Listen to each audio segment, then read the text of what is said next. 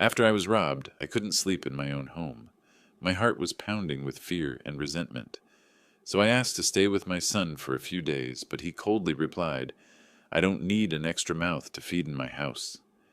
Expecting support from my own flesh and blood, I was met with cruelty. And when I came to visit him uninvited, I saw something that would destroy our family forever. Before we continue, please subscribe to the channel and let us know where you are listening in the comments. The picture frame lay shattered on the hardwood floor, Ella's smiling face staring up at me through a spider web of broken glass. My keys fell from trembling fingers, clattering against the doorframe as I stepped into what had once been my living room.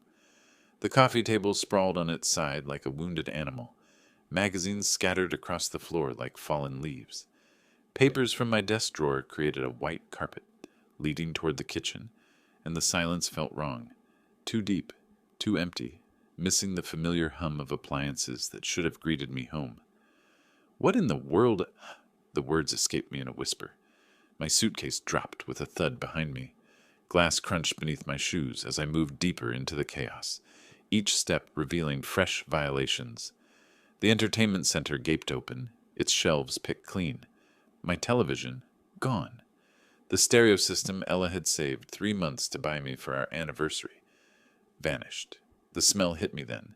Stale air mixed with something else, something that made my stomach turn.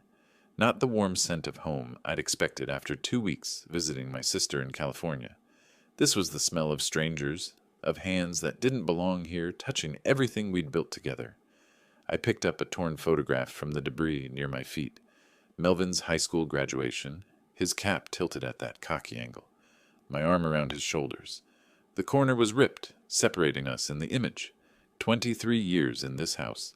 Never locked the back door during the day, barely remembered to lock it at night. Ella used to say, "Silas, you trust people too much." She'd been right about that, just like she'd been right about most things. The kitchen drawers hung open like screaming mouths, silverware scattered across the linoleum, cabinet doors askew. My coffee canister overturned with grounds creating dark stains on the white counters. They'd been thorough, methodical. This wasn't random destruction. This was a search. My legs felt unsteady as I climbed the stairs, gripping the banister with white knuckles. Each step brought new dread, new understanding of how completely my sanctuary had been violated. The bedroom made my breath catch. Our mattress hung half off the frame, dresser drawers emptied onto the carpet. Ella's jewelry box, the music box that played The Way You Look Tonight, lay on its side, silent and empty. Her wedding ring, the pearl earrings her mother had given her, all the little treasures I'd kept because they still carried her perfume, gone. But it was the study that broke something inside me. The safe door hung open like a wound, its interior stripped bare.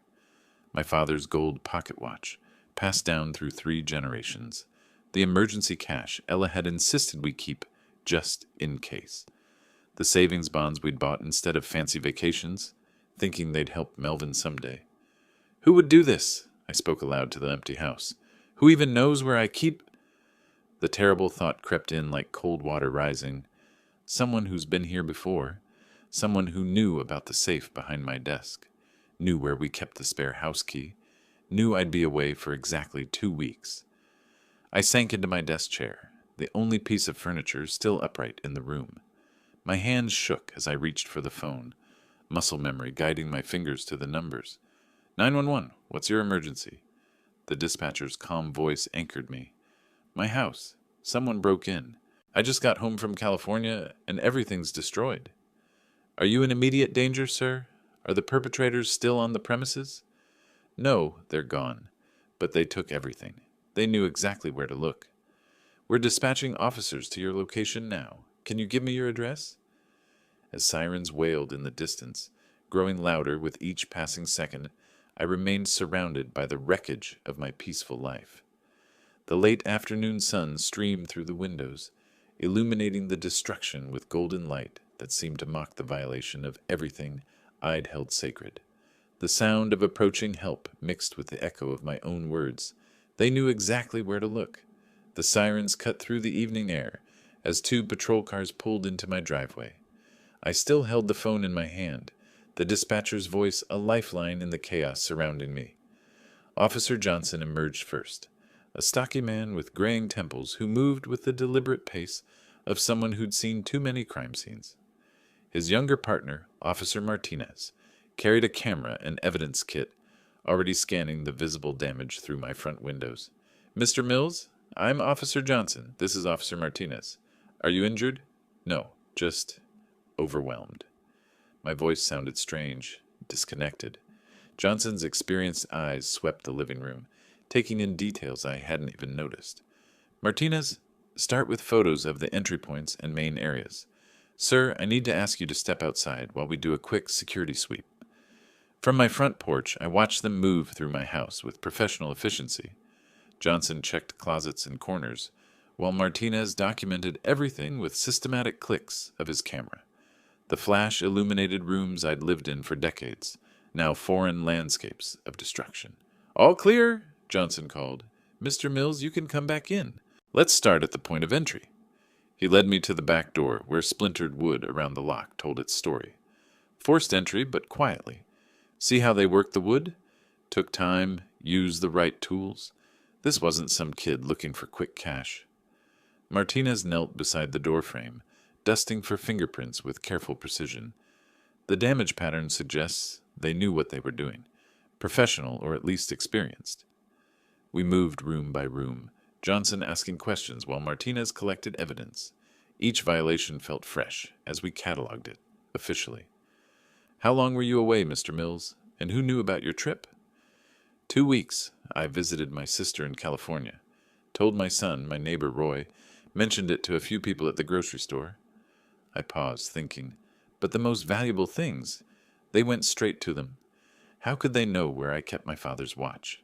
The safe combination? Johnson made notes in a small pad. These thieves knew exactly where to look. That suggests familiarity with your home. Do you have any ongoing disputes? Anyone who might hold a grudge? I'm retired, officer. I keep to myself. Help my neighbors when I can. I can't imagine who would do this. Martinez looked up from photographing my emptied safe. No random destruction here. They were looking for specific items, jewelry, cash, electronics, but they left family photos scattered, not destroyed, almost like they were angry but still had some restraint. The kitchen table became our command post, the only space untouched by the chaos. Johnson spread out forms while Martinez entered information into his tablet. "We'll need a complete inventory of missing items," Johnson explained, his pen ready. "Start with the most valuable pieces." The list grew longer as we talked. The television, stereo system, my father's watch, Ella's jewelry, the emergency cash, even my good tools from the garage. Each item felt like another piece of my life torn away. "Mr. Mills," Johnson's tone grew gentler, "I need to ask about family members. Any financial troubles? Anyone who might need money quickly?" The question hit me like a physical blow. My son Melvin works as a mechanic. He's had some rough patches, but he'd never... I couldn't finish the sentence. Martinez looked up from his tablet. "Sometimes the people closest to us surprise us. Not saying it's family, but we have to consider all possibilities." They completed their work as darkness settled over the neighborhood. Johnson handed me a case number written on official letterhead, explaining the investigation process, the follow-up procedures, the slim chances of recovery. "One more thing," Johnson said as they prepared to leave. "You might want to consider staying somewhere else tonight. Sometimes perpetrators return, especially if they think they missed something." Martinez nodded. "Change your locks tomorrow, definitely, and maybe install a security system." I stood in my doorway, watching their taillights disappear into the night. The house felt different now, not just violated, but officially categorized, processed, reduced to case numbers and evidence tags. The silence returned, deeper than before. Fingerprint powder coated my furniture like ash, and yellow evidence tape marked areas I couldn't disturb. My home had become a crime scene, and I was now officially a victim. But Johnson's words echoed in my mind. Familiarity with your home. Someone who knew my habits, my hiding places, my schedule. The terrible possibility I'd been avoiding suddenly seemed less terrible and more inevitable. The police cars disappeared around the corner, leaving me alone with the wreckage and the growing weight of exhaustion. 2 weeks of travel, hours of emotional trauma, and now this hollow silence that seemed to press against my eardrums. I attempted to restore some order, uprighting a lamp here, stacking scattered books there. But every small effort revealed 10 more violations. Broken picture frames cut my fingers. Overturned furniture proved too heavy for my aging back. The futility of it overwhelmed me. My body ached from the flight, from hunching over evidence forms, from the tension that had seized my shoulders the moment I'd seen Ella's shattered photograph. The house felt unsafe now, contaminated by strange hands and suspicious motives. I needed help. For the first time in 5 years since Ella's funeral, I needed to lean on someone else. My phone lay buried under scattered papers from my desk. I found it beneath a pile of old tax documents, its screen cracked but still functional. The contact list felt foreign under my shaking finger. When had I become so isolated that calling my own son required courage? The phone rang 3 times before Melvin answered. "Dad?" His voice sounded strange, tight with something I couldn't identify. "Why are you calling so late?" "Melvin, son, something terrible happened. My house was robbed while I was in California." Silence stretched between us. In the background, I heard television noise, Wendy's voice asking something I couldn't make out. "Robbed?" he finally said. "Are you okay?" "I'm fine physically, but the house is destroyed. They took everything. Your grandmother's jewelry, Grandpa's watch, even the television. I can't stay here tonight. Could I possibly come over? Just for a few days until I can get things sorted?" The pause felt endless. When he spoke again, his voice carried an edge I'd never heard before. "Dad, look, I can't help you right now. I've got my own problems." The words hit me like a slap. In 35 years, through every childhood crisis, every scraped knee and broken heart, every financial struggle of his early adulthood, I'd never heard him speak to me like this. "But I'm your father. I just need a couch for a few nights until I can—" I said no. His tone grew harder, almost frantic. "I don't need another mouth to feed right now. Find a hotel or something?" "Melvin, please. This is your childhood home. Someone violated everything your mother and I built together. I need family right now." "Well, family isn't always there when you need them, is it?" The bitterness in his voice shocked me. "You'll figure something out. You always do." The line went dead. I stared at the phone, replaying the conversation in disbelief. His mother would have been ashamed. We'd raised him better than this, taught him about loyalty, about taking care of family, about standing together when times got tough. But something in his voice haunted me. Not just cruelty, fear, guilt, maybe, like a child caught in a lie who lashes out to avoid consequences. No. His own son said no. The house felt colder now, the violations deeper. Material loss was one thing. Televisions could be replaced. Jewelry was just metal and stones. But this cut into something more fundamental. 35 years of birthday parties and baseball games, of scraped knees kissed better, and college tuition paid without complaint. And this was how family responded when crisis struck. I gathered a few clean clothes from my bedroom floor, stuffed them into an overnight bag that had somehow escaped the chaos. My back protested as I bent to collect scattered socks and underwear, but physical pain seemed minor compared to the hollow ache in my chest. The front door felt heavier than usual as I pulled it closed behind me. Each step across my yard toward Roy's house carried the weight of defeat. The porch light next door glowed like a beacon, promising the kindness my own blood had denied me. As I walked through the cool evening air, one thought kept circling back. Melvin's voice had sounded wrong, not just cruel, but desperate, like someone trying to convince himself as much as me, like someone carrying a terrible secret. Roy's front door opened before my knuckles could touch the wood. His weathered face, lined with concern, appeared in the yellow porch light like a lighthouse keeper welcoming a storm-tossed sailor to shore. "Silas, come in, come in." He stepped aside, gesturing me into his modest living room. "I saw you walking over. Police already asked me everything about what happened." The warmth of his home enveloped me like a physical embrace. Unlike my violated sanctuary, Roy's place felt safe. Worn furniture arranged with military precision, photographs of his service years lined up on shelves, everything in its proper place. "What a terrible thing to happen," he continued, taking my overnight bag.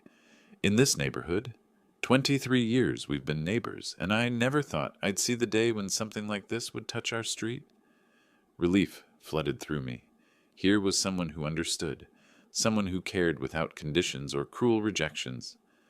Of course you'll stay here, Roy said, already pulling blankets from a hall closet. Should have thought to offer earlier, but I figured family would... Well, never mind that now. He set up the couch with military efficiency, each pillow positioned just so. Within minutes, he had a proper sleeping arrangement prepared and was guiding me toward his kitchen. Coffee? Tea? Something stronger? Roy pulled out chairs around his small table. You look like you've been through a war zone. Coffee would be perfect. I sank into the offered chair, suddenly aware of how much my body ached. Roy moved with purpose, starting the coffee maker, retrieving mugs from perfectly organized cabinets. The familiar ritual of hospitality soothed something raw inside me. I told Officer Johnson everything I could remember, he said, settling across from me as the coffee brewed, about seeing your Melvin's Honda at your place a few times this week. My head snapped up. You saw Melvin? Tuesday morning, I think, and maybe Thursday afternoon. Roy nodded, pouring steaming coffee into our mugs. Good boy. Checking on his dad while you were away. I waved, but he seemed in a hurry, probably worried about you traveling alone at your age.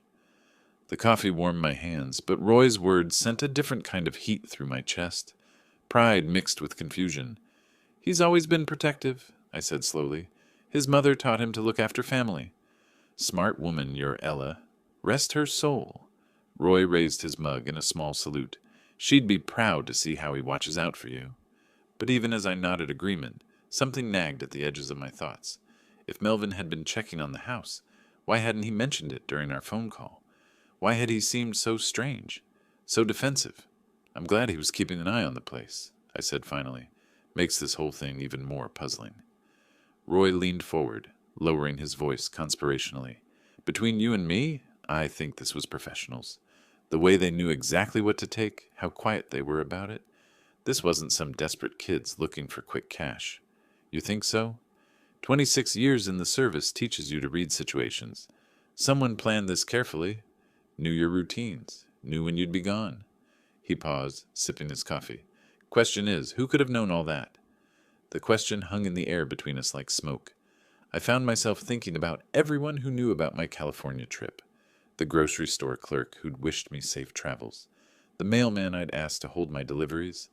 My sister, of course, but she lived 2,000 miles away. And Melvin. This feels so calculated, I admitted, like whoever did this had been watching, learning my habits. Roy nodded grimly. That's exactly what I told the police. Said it reminded me of intelligence gathering. Methodical, thorough, patient. We sat in comfortable silence, two old men trying to make sense of a senseless violation. Outside, the neighborhood settled into its evening quiet, porch lights creating pools of security in the darkness. I'll help you clean up tomorrow, Roy offered. No sense facing that mess alone. I appreciate that more than you know. The words came out rougher than intended. What else are neighbors for? Roy's smile was genuine, uncomplicated. Besides, I want to get a closer look at how they got in. Might need to upgrade my own security after this. As I prepared for bed on Roy's comfortable couch, his words echoed in my mind. Someone planned this carefully. The thought should have been frightening, but instead I found it strangely focusing. 30 years as an engineer had taught me that every problem had a solution. Every mystery had clues waiting to be discovered. Someone had violated my home, stolen my memories, and somehow I would find out who. The last thing I remembered before sleep claimed me was Roy's innocent observation.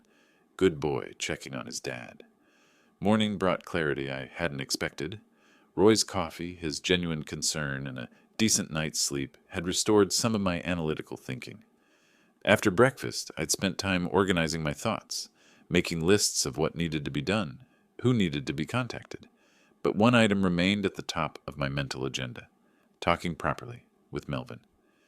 His townhouse sat in a development that had seen better days, modest homes built for young families starting out. I'd helped him with the down payment 3 years ago, proud that my son was building his own life, his own future.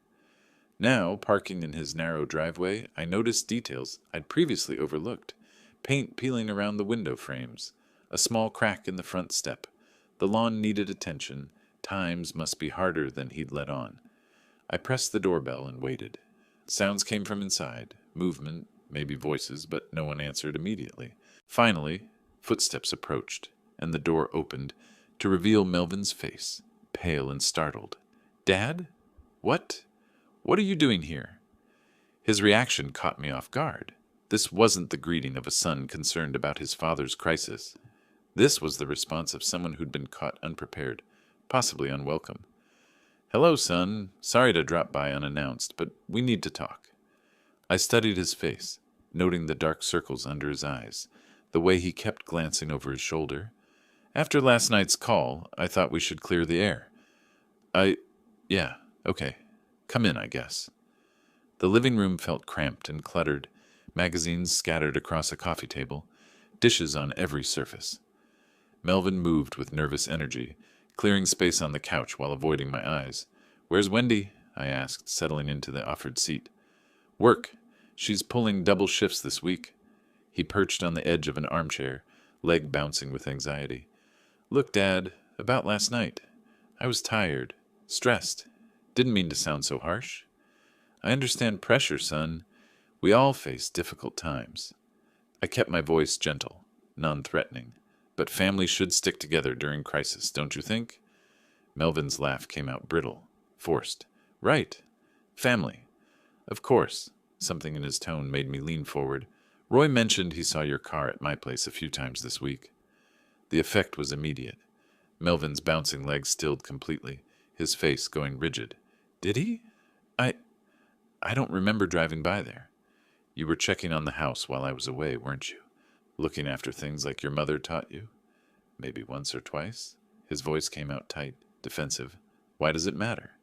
The contradiction struck me like a physical blow. First he didn't remember, now maybe once or twice. My engineering mind, trained to spot inconsistencies in complex systems, began cataloging the discrepancies. "You seem nervous, Melvin. This whole thing has you more shaken than I expected." He shot to his feet, pacing to the window. "Of course I'm shaken. My father's house was robbed. Someone violated your privacy, stole your things. How am I supposed to feel?"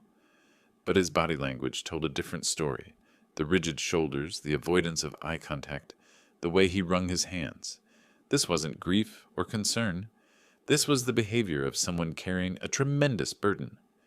"Sit down, son. You're making me nervous." Melvin returned to his chair but couldn't stay still. His fingers drummed against the armrest. His eyes darted around the room like a trapped animal seeking escape routes. "Tell me about these visits to check on the house," I said carefully. "What exactly were you checking?" "Just, making sure everything looked normal, that nobody was bothering the place." "And did everything look normal?" The pause stretched too long. "Yeah, everything was fine." But nothing about this conversation was fine. Every answer felt rehearsed, every gesture calculated to deflect, rather than inform. This wasn't the son I'd raised, the boy who used to confess his smallest infractions with tears in his eyes. "Melvin, what's wrong? And don't tell me it's just the burglary. Something else is eating at you." He stood again, this time heading toward the kitchen. "I need some water. You want anything?" As he disappeared around the corner, I found myself analyzing our exchange, like a failed engineering project. Every question had produced evasion. Every attempt at connection had been rebuffed. My son was lying to me, but about what? The sound of running water gave me a moment to study his living room more carefully. Bills stacked on the end table, some with red overdue stamps. A gaming magazine open to an article about poker strategies. Empty beer bottles lined up behind the couch. When Melvin returned, glass trembling slightly in his hand, I made one more attempt at direct communication. "Son, if you're in some kind of trouble, you can tell me. Whatever it is, we'll figure it out together." His laugh came out harsh, almost bitter. "Trouble? What kind of trouble could I be in, Dad?" The question felt like a challenge, but I couldn't understand the rules of whatever game we were playing. "I don't know. That's why I'm asking." Melvin sat back down, but his entire body remained coiled like a spring under tension. Every few seconds his eyes would flick toward the mantelpiece, then quickly away, as if checking on something he didn't want me to notice. Melvin excused himself to the kitchen again, muttering something about needing to check on dinner preparations. The house felt too quiet with his nervous energy removed, like the moment between lightning and thunder when the air itself holds its breath. I sat back in the uncomfortable chair, letting my eyes wander around the cluttered living room. Bills, magazines, empty bottles, the debris of a life that wasn't going according to plan. Poor kid was clearly struggling more than I'd realized. My gaze drifted to the mantelpiece, where a few framed photographs sat beside some decorative items. Melvin as a child, grinning gap-toothed at a baseball game. His wedding day, arm around Wendy in her simple white dress. A few knickknacks that looked like flea market finds, and a watch. At first glance, it seemed unremarkable, just another piece of decoration among the accumulated possessions of a young couple trying to make their house feel like home. But something about its profile, the curve of its case, made me look twice. The brass face caught the afternoon light streaming through Melvin's windows. The leather band worn soft with age and handling, the distinctive shape of the winding crown that had been slightly bent since 1987, when 10-year-old me had dropped it while trying to wind it in secret. My heart stopped. I rose from the chair slowly, my legs feeling disconnected from my body. Each step toward the mantelpiece required conscious effort, as if I were walking through deep water. Please be wrong. Please let this be some terrible mistake. But as I drew closer, more details emerged with sickening clarity. The small scratch on the crystal face where I'd carelessly bumped it against a doorframe in my childhood. The patina on the brass case that came from decades of handling by loving hands. The inscription on the back that I couldn't see but knew by heart. To William Mills, faithful service, 1943-1978. My father's watch, my grandfather's legacy. The timepiece that had been passed down through 3 generations of millsmen meant someday to rest in Melvin's hands through proper ceremony, not theft. The room seemed to tilt around me. Blood rushed in my ears like ocean waves, and I gripped the edge of the mantelpiece to keep from falling. 35 years of fatherhood collapsed into a single devastating moment of absolute clarity. My own son, the boy I'd taught to ride a bicycle, to throw a curveball, to treat people with dignity and respect. The young man I'd sent to college, helped buy a house, welcomed into my heart every single day of his life. He had robbed me. The scratch from when I dropped it at age 10, I whispered to the empty room. There's no doubt. Footsteps approached from the kitchen. Melvin's voice called out, Dad, everything okay out there? I forced myself to move away from the mantelpiece to return to my chair with what I hoped looked like casual movement. But my hands shook as I gripped the armrests, and my breathing came in short, sharp bursts. That's a handsome watch on your mantel, I said when he reappeared, my voice sounding strange and distant even to my own ears. Melvin glanced over casually, too casually. Oh, that old thing. Picked it up at a pawn shop downtown. The lie hit me like a physical blow. Not just the theft, but the ease with which deception rolled off his tongue. Looks like an antique. Good quality? Yeah, got it cheap. Guy probably didn't know its value. Each word twisted the knife deeper. My own flesh and blood, looking me in the eye and lying about stealing his great-grandfather's watch. The watch that should have been his inheritance, his connection to family history and honor. Well, I managed, standing on unsteady legs.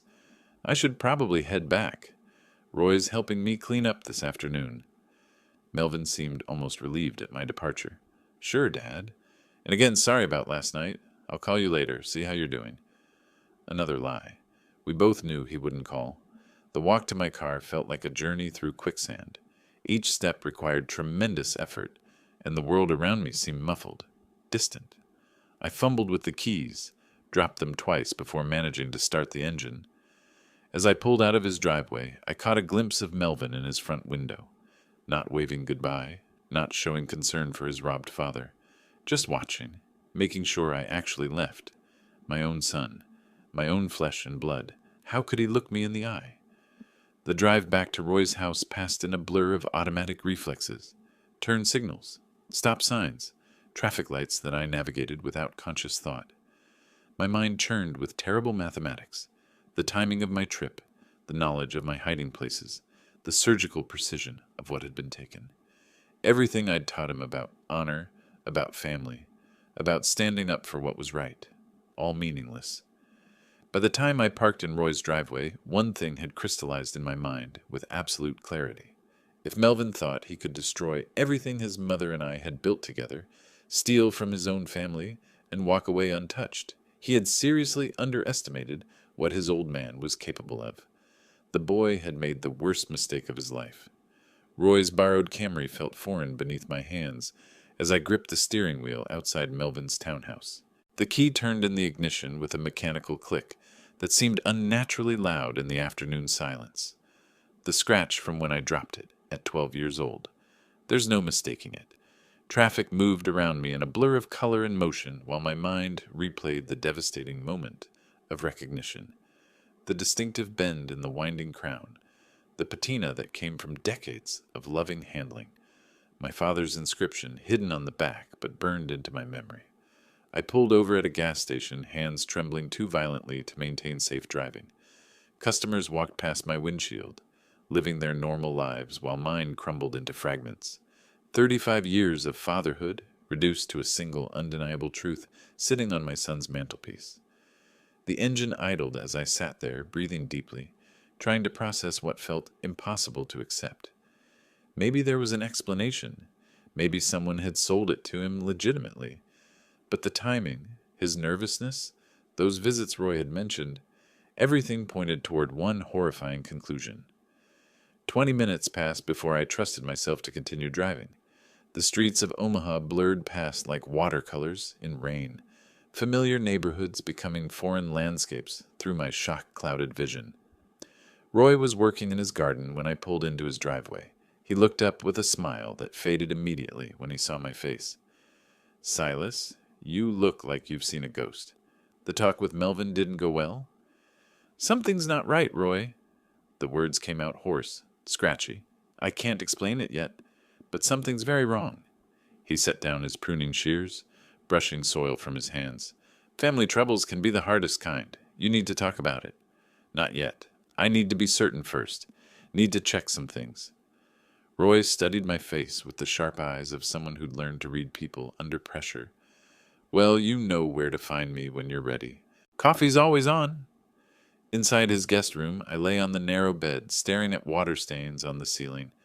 The watch image replayed endlessly, brass face catching afternoon light, leather band worn soft with age, sitting there like an accusation among the scattered possessions of my son's modest life.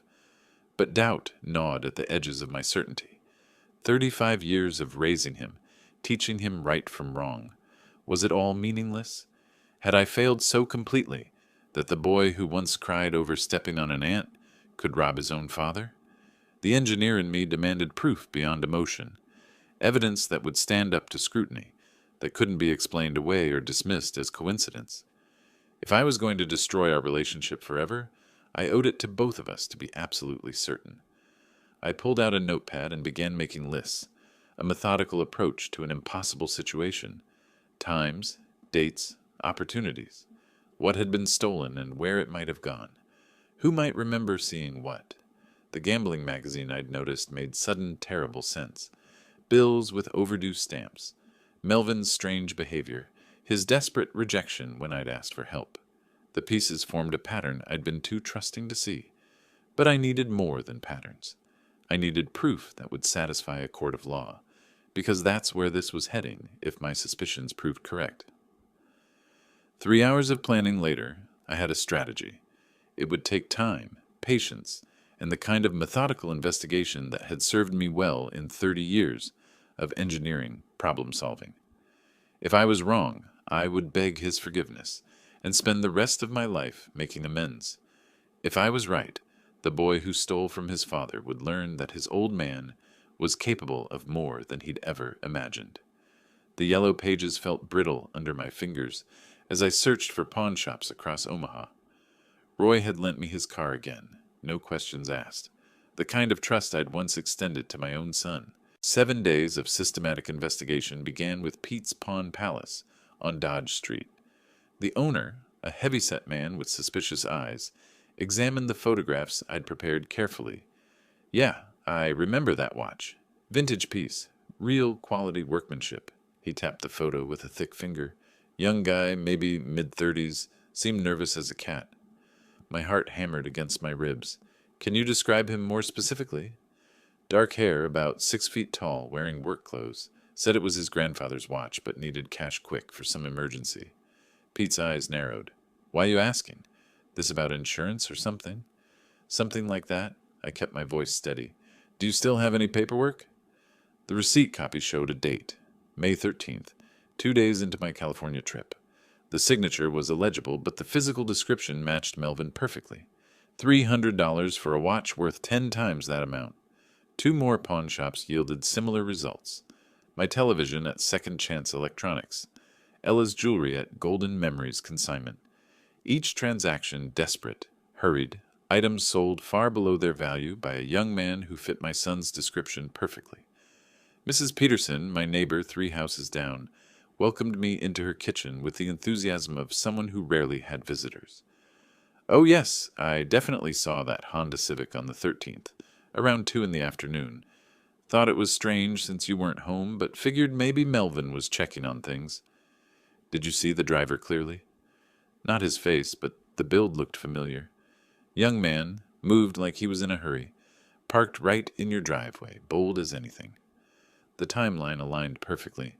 While I'd been having lunch with my sister in San Francisco, my son had been robbing my house 3 time zones away. Security camera footage from the Hendersons showed a Honda Civic matching Melvin's license plate number. The timestamp read 2:17 p.m., May 13th, right in the window Mrs. Peterson had specified. Each piece of evidence felt like another nail in the coffin of my hopes. The methodical part of my mind cataloged every detail, while the father in me died a little more with each confirmation. Friday evening, I followed him from the auto shop to Riverbend Casino, watched through the parking lot as he walked inside with the purposeful stride of someone feeding an addiction. 2 hours later, he emerged looking defeated, shoulders slumped, probably lighter by whatever money he'd started with. The final piece of the puzzle clicked into place. Desperation had driven him to rob his own father, and here he was, throwing away more money he didn't have. Back at Roy's kitchen table, I spread out everything I'd collected. Photographs, receipts, witness statements, timeline documentation. The evidence painted a picture so clear that even Melvin wouldn't be able to deny it. The boy I raised is gone, I whispered to the empty room. This stranger who stole from me has taken his place. But I needed him to know that I knew, needed to look into his eyes when confronted with proof of his betrayal. Tomorrow, I would drive to his house with this folder of evidence and watch him try to explain away the inexplicable. The watch was still sitting on his mantelpiece, waiting to serve as the final, undeniable accusation. Justice demanded truth, and truth demanded courage. Both waited for tomorrow's confrontation. The manila folder sat on my passenger seat like a loaded weapon as I drove toward Melvin's townhouse. 1 week of methodical investigation had produced evidence that would satisfy any court. Photographs, receipts, witness statements, timeline documentation that left no room for doubt or denial. Melvin answered the door with the same confused expression he'd worn during my previous visit, but this time I felt nothing but cold determination. Dad? What brings you by again? We need to talk, son. May I come in? The living room looked exactly as I'd left it. Cluttered, showing signs of financial stress, and dominated by that brass pocket watch glinting on the mantelpiece like an accusation waiting to be voiced. I set the folder on his coffee table with deliberate precision. Melvin, I know you robbed my house. I have proof. His face went white. What? Dad, you're scaring me. What are you talking about? Stop lying. I opened the folder, revealing the first photograph. I have witnesses, receipts, documented evidence, and I have this. I pointed toward the mantelpiece where my father's watch caught the afternoon light. I bought that at a pawn shop. I told you. Pete's Pawn Palace, May 13th, $300. I slid the receipt copy across his coffee table.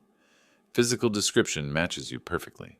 Want to explain how your grandfather's watch ended up in a pawn shop 2 days after my house was robbed? Melvin's hand shook as he picked up the receipt. His mouth opened and closed without sound, like a fish pulled from water. Here's Mrs. Peterson's statement about seeing your car in my driveway that afternoon. Another document joined the first. Security camera footage from the Hendersons showing your license plate at 2:17 p.m. Dad, please. Receipt from Second Chance Electronics for my television. Golden Memories consignment for your mother's jewelry. Each piece of evidence hit the table with the finality of a judge's gavel. Should I continue? The breakdown came suddenly. Melvin collapsed into his armchair, face buried in his hands, shoulders shaking with sobs that sounded more like animal whimpers. You don't understand. They were going to hurt Wendy. I owed $15,000 to people who don't accept payment plans. So you stole from your father instead of asking for help? His head snapped up, eyes red but blazing with desperate justification. You would have lectured me, given me one of your speeches about responsibility and poor choices. You're right, I would have. But I also would have helped you. I was going to pay it back. Once I got ahead at the tables, I was going to buy everything back, and you'd never know. The gambling delusion laid bare. Always one win away from solving everything, never accepting that the system was designed to take everything he had. Instead, you violated my home, stole your mother's wedding ring, pawned your great-grandfather's watch for a fraction of its value. My voice stayed level, engineer steady. You looked me in the eye and lied about it. Melvin shot to his feet, desperation making him dangerous. You can't call the police on your own son. Watch me. I reached for my phone. You made this choice when you broke into my home. Mom would never forgive you for this. His voice cracked with hysteria. The words hit like a physical blow, but I stood firm. Your mother would be ashamed of what you've become. He lunged toward me then, trying to grab the phone, but 35 years of disappointment had crystallized into something harder than his desperation. I stepped back, finger already dialing. 911, what's your emergency? The voice from the phone cut through Melvin's pleas like a knife through silence, and in that moment I crossed a line that could never be uncrossed. 911, what's your emergency? The dispatcher's calm voice cut through Melvin's desperate pleas like a knife through silk. My finger remained steady on the phone despite the trembling in my hands. I need to report a residential burglary. I have the perpetrator here with me, and I have evidence. Sir, is the perpetrator still on scene? Are you in immediate danger?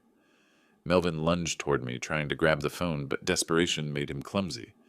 I stepped back, maintaining distance while keeping my voice level. The perpetrator is my son. He's not dangerous, but he's trying to prevent me from reporting the crime. 15 minutes felt like hours. Melvin alternated between frantic pacing and collapsed sobbing, occasionally making desperate attempts at negotiation. Dad, please, think about Wendy. Think about your granddaughter we're planning. But the time for family considerations had passed. The brass watch on his mantelpiece caught the late afternoon light, a silent witness to betrayal that cut deeper than any wound. 2 patrol cars arrived with familiar efficiency. Officers Johnson and Martinez stepped out, their faces showing recognition as they approached the house. Mr. Mills, we responded to your burglary report 3 weeks ago. That's right, Officer Johnson. I've discovered who committed the crime. Martinez glanced between me and Melvin, professional assessment evident in his expression. This is the son you mentioned during the original investigation? Yes, I have comprehensive evidence of his guilt. Melvin's voice cracked as he appealed directly to the officers. This is a family dispute. You can't arrest someone based on their father's accusations. Johnson's expression remained neutral. Sir, we'll need to examine any evidence and make our own determination. The manila folder felt heavier than it should as I spread its contents across Melvin's coffee table. Each document, each photograph, each receipt told its part of the story with methodical precision. Pawn shop receipts showing my father's watch sold on May 13th, I began, pointing to the evidence systematically. Physical description matching my son exactly. Martinez photographed each item with his department camera. These look legitimate. We can verify with the establishments. Security camera footage from neighbors showing his vehicle at my residence during the burglary time frame. Another document joined the display. Witness statements placing him at the scene. Melvin's face had gone ashen. The reality of professional police scrutiny was clearly different from his father's emotional accusations. And here, I said, pointing toward the mantelpiece, is my great-grandfather's pocket watch, sitting in plain view. Johnson examined the watch without touching it. This matches the description in your original police report? Exactly, down to the distinctive scratch from when I dropped it as a child. The sound of a car door slamming outside interrupted our proceedings. Wendy burst through the front door, still wearing her work uniform, eyes wide with panic at the sight of patrol cars. What's happening? Melvin, why are the police here? Her husband couldn't meet her eyes. Wendy, there's been a misunderstanding. No misunderstanding, I said quietly. Your husband robbed my house. I have proof. The scream that tore from her throat was pure anguish. She collapsed to her knees beside Melvin's chair, grabbing his hands. Tell them it's not true. Tell them you didn't do this. But Melvin's silence spoke louder than any denial could have. Officer Martinez finished documenting the evidence and conferred quietly with his partner. Their decision took less than 5 minutes. Melvin Mills, you're under arrest for residential burglary and theft of property valued over $1,000. The Miranda rights sounded surreal, spoken in my son's living room, but the handcuffs clicking around his wrists were brutally real. Dad, please! Melvin's voice cracked as they escorted him toward the door. I'm still your son. That's exactly why this is necessary, I replied. Wendy's sobs echoed through the empty house as the patrol cars pulled away. I stood alone in the living room, staring at the empty space on the mantelpiece where my father's watch had been. The evidence was gone, confiscated for the legal process that would now unfold with inevitable precision. But the hollow feeling in my chest suggested that victory could be the most devastating defeat of all. 3 weeks had passed since the arrest, and sleep remained as elusive as the peace I'd expected to feel. Roy found me at his kitchen table again at dawn, nursing cold coffee and staring at court documents that had arrived in yesterday's mail. You keep this up, you'll waste away to nothing, he said, starting fresh coffee without being asked. The preliminary hearing notice felt heavy in my hands. July 15th, the date when my testimony would formally begin the process of sending my own son to prison. Sometimes I wonder if Ella would understand, I admitted, the first doubt I'd spoken aloud. Roy sat across from me, bringing the warmth of human companionship to my isolated struggle. Your wife was a wise woman. She'd see the principle behind the pain. But principles felt abstract at 3 a.m, when the weight of destroying my family pressed down like a physical burden. The house felt too quiet, without normal life continuing around me. The district attorney's office occupied the 8th floor of a downtown building that smelled of old carpet and institutional coffee. Ms. Rebecca Chen, the prosecutor assigned to our case, greeted me with professional sympathy. Mr. Mills, in 30 years of practice, I've never seen a father prosecute his own son with this level of documentation. Does that make it wrong? No, sir, it makes it extraordinary. The evidence is comprehensive. He'll likely accept a plea agreement to avoid trial. She spread photocopies of my investigation across her desk, pawnshop receipts, neighbor testimonies, security camera stills. Each piece of paper represented hours of methodical work, but also another nail in the coffin of my family relationship. Residential burglary with theft over $1,000 typically carries 2 to 4 years. With his clean record and family circumstances, he'll probably get probation with mandatory counseling. The Douglas County Corrections Center felt like stepping into another world. Metal detectors, visitor badges, guards who'd seen too much human weakness to be surprised by family betrayal. Melvin appeared behind reinforced glass, wearing orange that made his complexion look sickly. Weight loss had sharpened his features, and his eyes held a bitterness I'd never seen before. Are you satisfied now? His voice came through the speaker with electronic distortion. Seeing me locked up like an animal? I wanted you to face consequences, not become bitter. What did you expect? That I'd thank you for destroying my life? The conversation lasted 20 minutes and accomplished nothing except to deepen my growing doubt. Prison was supposed to teach lessons, but the man across from me seemed to be learning all the wrong ones. Back in Roy's kitchen, I pushed food around my plate, while he watched with growing concern. You're questioning yourself. I can see it eating at you. What if I've destroyed any chance of redemption for him? Roy's military background had taught him about tough decisions under pressure. Silas, sometimes love means letting people face the consequences of their choices. But what if those consequences break him instead of fixing him? Then that's his choice too. You can't save someone who doesn't want to be saved. The mail brought more legal documents, more court dates, more reminders that the wheels of justice ground forward, regardless of a father's doubts. July turned into August with a series of sleepless nights and conversations with lawyers who spoke about my son like he was a case number rather than the boy I'd taught to ride a bicycle. Public opinion in the neighborhood remained mixed. Some admired my principles, others questioned my family loyalty. Mrs. Peterson stopped speaking to me entirely after learning the full story. People think they understand until it's their own child, Roy observed during one of our evening walks. Maybe they're right. Maybe blood should be thicker than justice. Or maybe justice is how we show love to people who can't see they need saving. The preliminary hearing came and went. Melvin accepted the plea agreement, 2 years probation, mandatory gambling addiction counseling, community service, and full restitution for the stolen items. No prison time, no permanent criminal record if he completed the term successfully. Standing outside the courthouse afterward, I felt neither victory nor defeat. Just the exhausted emptiness of someone who'd fought a war with no winners.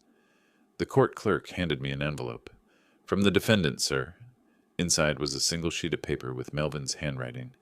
"Dad, the counselor says I need to understand why you did this. I'm trying. Maybe we can talk when I'm ready. Still, your son, Mel." For the first time in months, I managed to sleep through the night. 6 months later, I stood in my empty living room, surrounded by boxes marked Arizona in Roy's careful handwriting. The decision to leave Omaha hadn't been easy, but staying in the house where everything had started felt impossible. "You sure about this?" Roy asked, taping another box closed. "Running away never solved anything." "I'm not running. I'm choosing to heal somewhere new." The letter from Melvin sat on the kitchen counter, its edges worn from repeated reading. 3 pages of careful handwriting, the first real communication we'd had since the sentencing hearing. "Dad, the gambling counselor says I have to accept responsibility before I can make amends. You were right about the addiction controlling me. I see that now. The theft wasn't about the money. It was about feeding something that had already destroyed my judgment. I'm sorry it took legal consequences to make me understand what you tried to teach me my whole life. I know you didn't do this to hurt me. You did it because you love me enough to let me face the truth. I'm not ready to see you yet, but I wanted you to know that the counseling is helping. Maybe someday we can rebuild what I broke. Still learning how to be your son again, Melvin." Roy found me holding the letter, tears I hadn't allowed myself to shed finally falling freely. "He gets it now," I said simply. "Took him long enough." The moving truck arrived on a Tuesday morning that felt like rebirth. Arizona offered distance from painful memories and proximity to my sister, who'd been calling weekly since learning about the family crisis. "Any regrets about how you handled it?" Roy asked as we loaded the last boxes. The methods were painful, but the principle was right. Sometimes the hardest thing and the right thing are the same thing. Ella would understand. She always said love isn't always comfortable. Roy's embrace at the airport felt like closure and beginning simultaneously. 23 years of neighborly friendship distilled into a handshake and a promise to stay in touch. "Take care of yourself, Silas, and don't wait too long to answer when that boy calls." The flight to Phoenix gave me time to think about justice and family, about principles and forgiveness. Somewhere over Kansas, I realized that the hardest part hadn't been calling the police on my son. The hardest part had been learning that love sometimes requires causing pain in service of a larger healing. Arizona welcomed me with clear skies and the kind of heat that bakes doubt out of a man's bones. My new apartment overlooked mountains that made human problems seem appropriately small. The watch, returned to me after the court proceedings, sat on my nightstand next to Ella's photograph. 3 generations of Mills men had carried it, and someday when Melvin was ready, it would continue its journey. But first, he had to finish learning the lesson I'd been too afraid to teach him until crisis forced my hand. The phone rang on a Thursday evening 6 months after I'd settled in Arizona. The caller ID showed a number I recognized, but hadn't heard from in over a year. "Dad, it's me." Melvin's voice carried new weight, the sound of someone who'd traveled through consequence and emerged changed. "Hello, son. I wanted to call on Mom's birthday." Thought she'd want us to talk today. She would have. I've been sober from gambling for 8 months. The counselor says I'm ready to start making real amends. How do you want to begin? The conversation lasted 2 hours. We talked about addiction and accountability, about justice and forgiveness, about the difference between enabling someone and loving them enough to let them fall. I understand why you did it now, he said finally.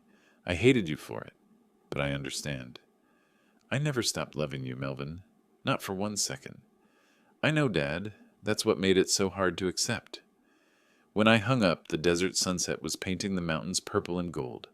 Tomorrow would bring another conversation, and the day after that, another small step toward rebuilding what had been broken. Justice had been served. Now the real work of healing could begin. The watch ticked steadily on my nightstand, keeping time for a future where love and accountability could coexist, where tough choices led to stronger relationships, and where sometimes the greatest gift a father can give his son is the chance to face the consequences of his own choices. Ella's photograph smiled at me across the years, and I could almost hear her voice. Well done, Silas. Well done.